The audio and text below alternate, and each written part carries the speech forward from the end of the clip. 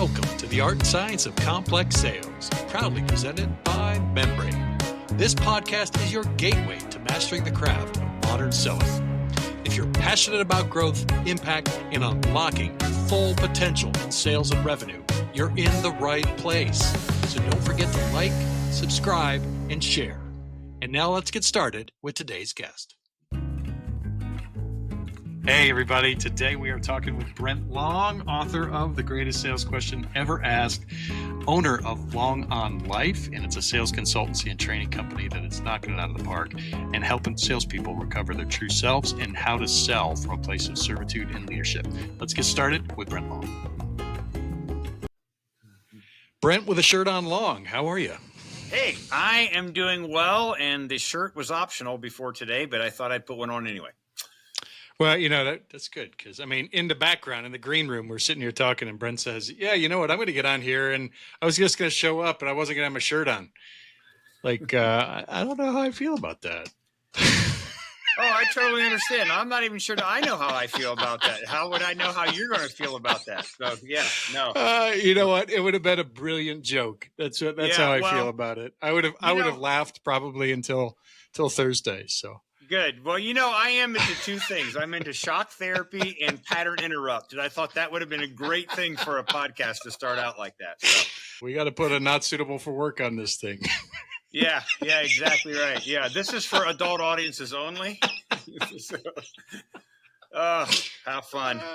You bring out the best in me, Paul. I'm just saying that you are the best. So. Yeah, I'll take it. I will take that as the highest compliment that can be given.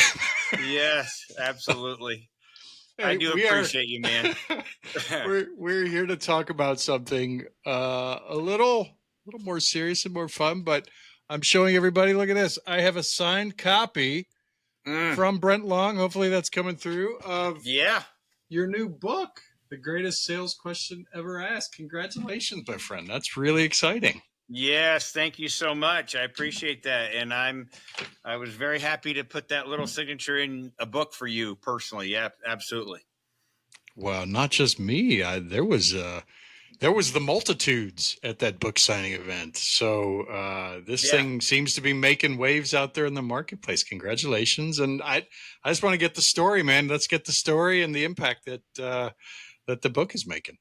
Sure. Yeah, I think I signed 70 copies that night. There's been maybe another 25 or 30 other copies that I've signed prior to that and after that. So I'm running out of ink over here.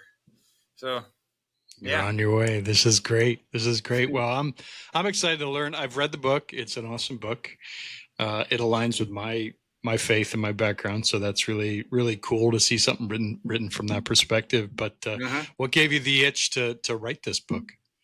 Well, quite honestly, it was mostly peer pressure. Clients that I've worked with over the course of time, the last 30 plus years, have been asking me for a long time, when are you going to write the book? When are you going to write the book? When are you going to write the book? And I did not have a desire to write a book at all. Nothing. I don't have the energy to sit down and write a book, but by the grace of God, we got it done. We got it done. But most of it came from literally from pressure from clients that I've worked with around the country over the last 25 to 30 years. And, this would really be good. You could really impact a lot of people if you could just put your training and coaching concepts down in a book and let everybody know where it comes from. So, well, that's what we call positive peer pressure. Yes. Yeah. My daughter, I was very excited. She wasn't going to be on the swim team this summer, but her friends said, "Hey, you got to come be with us. You got to come. We're doing it. We're just doing it to have fun." And my daughter's like, "Oh, you know what? I'll do that." That's positive peer pressure. Peer pressure, yes. There was one other person that I understand gave you some positive peer pressure, that positive marital pressure as well. Your lovely wife, Kelly, I know she was like, let's get this thing out from hanging over your head and get it done. Yeah, Kelly knows that I probably don't rest well. And, last year was a hard year in life because we were making some pretty significant changes and how we do things here on our property at Long Haven Retreat. And so in the fall, Kelly came to me and just said, look, you got one of three choices. You got to make one of three choices. And she laid the choices out. And she said, you got to finish the book. You got to do this, or you got to do this. And then she said, because I need her counsel, she literally said, if it was me, I'd finish the book.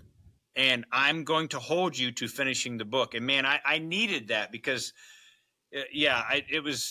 there's some, you've read the book, right? There's actually some difficult things in that book to write out and explain and go through and share. And part of it was probably me not being willing to sit down and go through some of those issues and some of those memories and things. But with her encouragement and challenge, quite honestly, she knows how to get to me. With her encouragement and challenge, the book got done. And I'm so thankful for her for that. It did. Absolutely. That's really special. And it's one of those things that I think I'm so appreciative you wrote this, right? I'm glad of that peer pressure. I'm glad of that, that your wife coming in and being a partner in that. Let's talk about some of the core themes. I mean, what are some of the core messages that you really want to get across to people in the greatest sales question ever asked? Yeah, I can tell you right now that salespeople hear this all the time. You got to ask better questions. You got to ask better questions. You got to ask better questions, right? Well, to me, that sounds like some consultant who is really, really smart just throwing up on a salesperson by saying, you got to ask better questions. Nobody's ever given them the better questions to ask.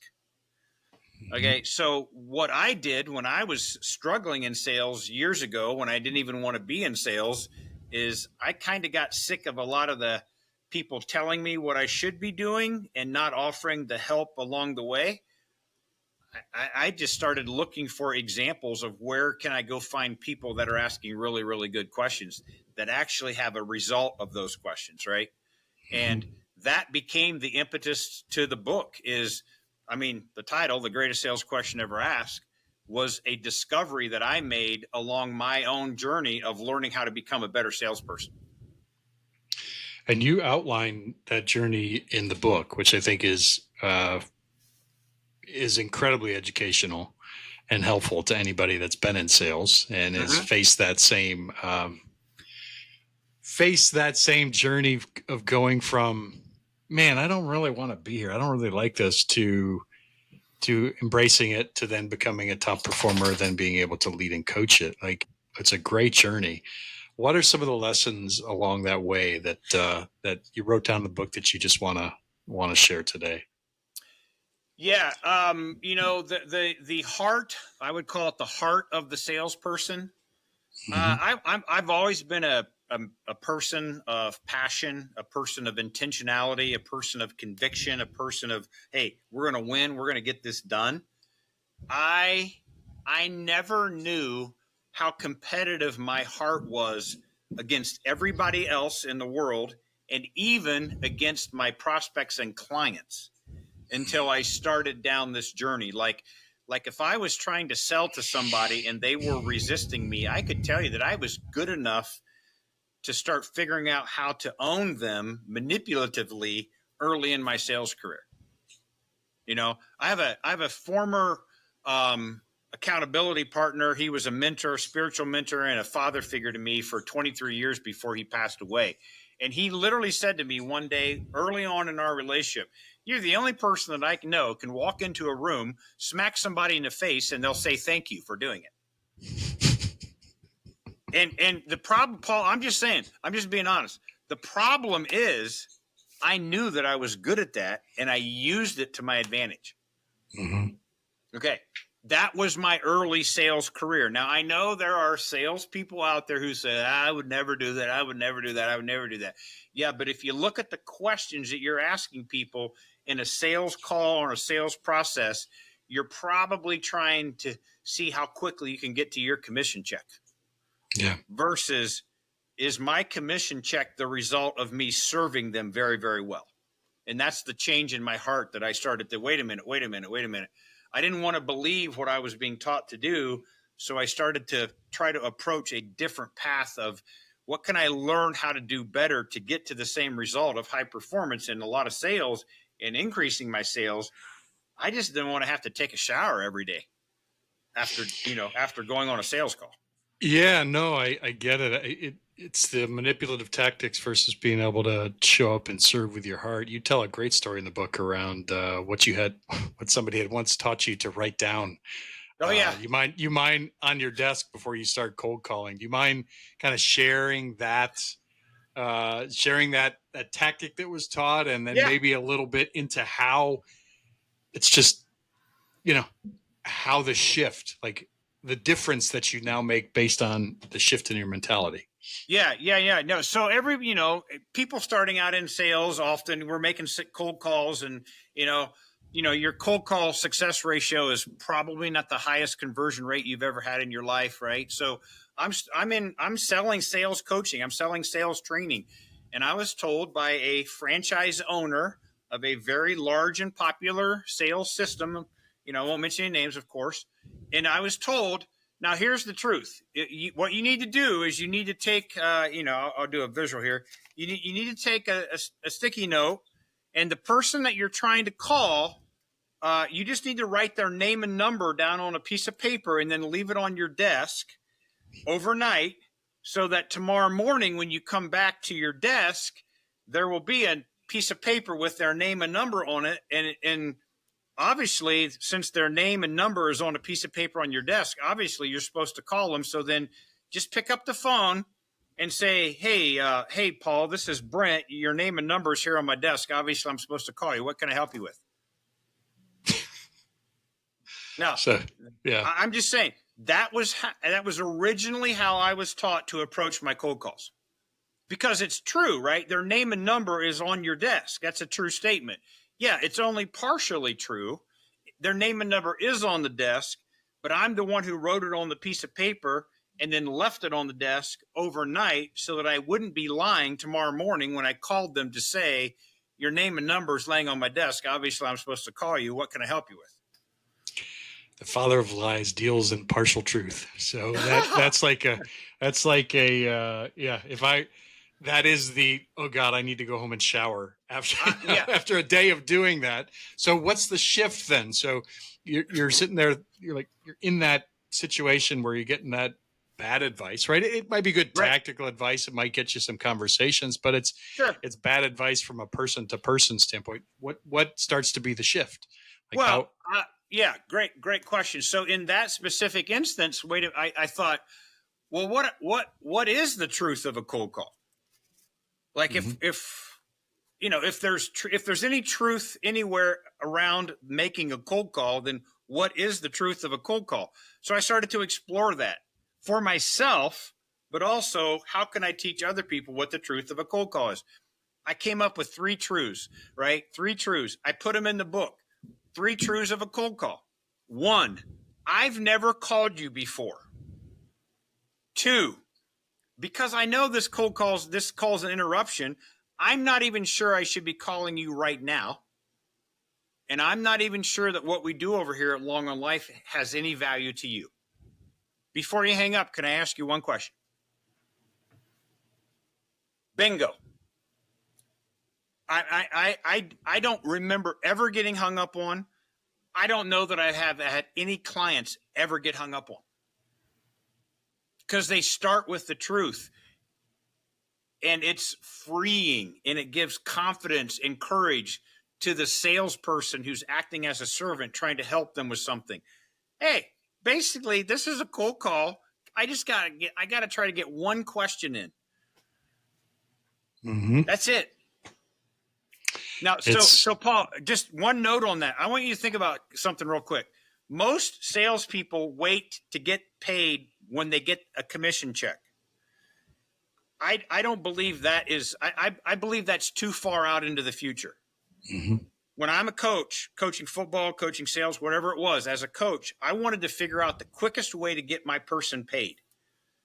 Look, if I can do a behavior by talking about the 3 truths of a cold call on every cold call I make, I am paying myself in courage and confidence on every call, long before the commission check shows up.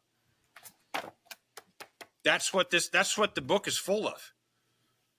It's not Yeah. getting the commission check. It's building a lifelong practice of serving people really well and building my confidence and my courage every step of the way, because I'm actually putting truth into motion.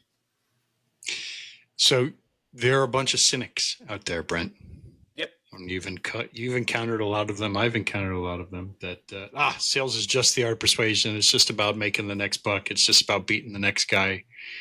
I've lived in that realm of my life. I found it very unfulfilling. But how do you counter the cynics? Yeah. Well, first of all, there's 8.1 billion people in the world. They're probably not in my target market.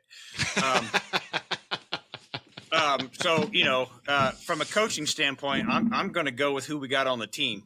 I mean, that's just kind of how I am as a former coach, right? But the reality of it is, I think they should be a cynic, because when it's proven to them that it works, it's going to swing them very far the other direction. Mm-hmm. I don't have a problem with cynics, but this is what I do know. If you think about the truth of sales and the truth of a cold call, or the truth of any aspect, right?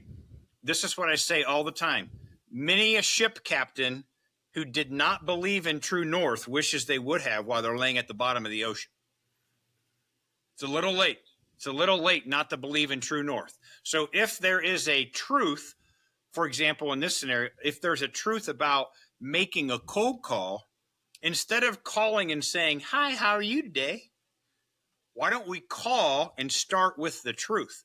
I've never called you before. I'm not sure I should be calling right now. And I'm not even sure that what we do has any value. When you look at what's going on in your sales department right now, any frustrations, any time you're feeling like you're wanting to pull your hair out because a couple of your salespeople suck, like, why don't just have the confidence and the humble courage to just throw that out?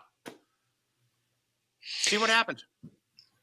Yeah, you tell another story about it. I know we're focusing on the front end of the front end of the pipeline and prospecting, but and for anybody that reads the book, it goes all the way through, right? It goes all the way through in terms of how Brent teaches how to sell and listen and understand and serve. There's another one that you're talking about, that a person on the financial team that was calling churches. Yes. And trying to get in with churches, and had tried again and again and again and again and again with all sorts of different mechanisms. And you boil it down and asked them to tell the truth. So you mind sharing that story? Yeah. So, this is a situation where an individual that I was leading was calling on pastors of churches. One particular pastor, one particular church, I don't know, 12 to 14 months. I'm not sure how long the time frame was. I'd have to read my book to figure that out, right? But all that to say is, long period of time calling on this pastor. This is very common for this pastor to hang up on him. Mm-hmm. Okay? And so I coached the individual to think from a truthful standpoint of what you're bringing to the marketplace. What's the most impactful question with the most severe level of pain, so to speak, in the question that you want to confront that pastor with? Now, in a loving way, in a nice way, not in an arrogant way, not in a manipulative way. And so we thought through and prepared for a phone call to do that, right? And when his name was Michael, and when he dialed the phone, I was literally standing right next to him, because I'm a coach. I think you have to coach in proximity. So I was literally standing right next to him when he dialed the phone. And, the pastor had hung up, but Michael had confronted. I've hung up. We've been disconnected in the past, Pastor. The reason I'm calling it, I just got one question to ask you today, Pastor. You mind if I ask you the one question? Sure, go ahead. When you look out at the congregation and there are people hurting financially, are you telling me that you're not willing to do anything to help them? And then I had coached Michael not to say another word until the weight of that question sat on the pastor's shoulders. And his response, after literally 14 months of an effort to try to break through to him, his response was, "Well, if you put it that way, I guess I should probably do something to help him." And we made a sale.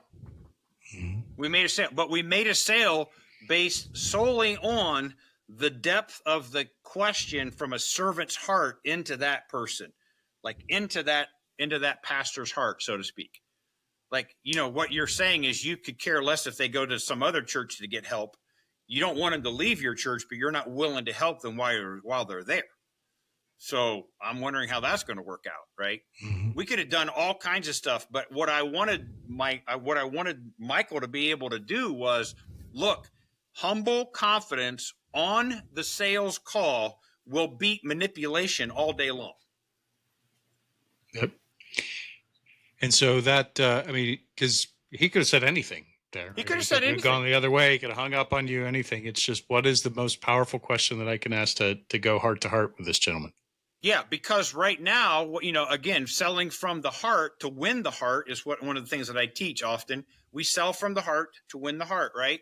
So what is a question that will confront the heart of the pastor, but will do that in a powerful, firm, loving, and yet compassionate way? Pastor, so what you're telling me, if I understand you correctly, what you're telling me is you're looking out there, you see people, they're going through financial difficulties, and you're not willing to help them. Mm-hmm.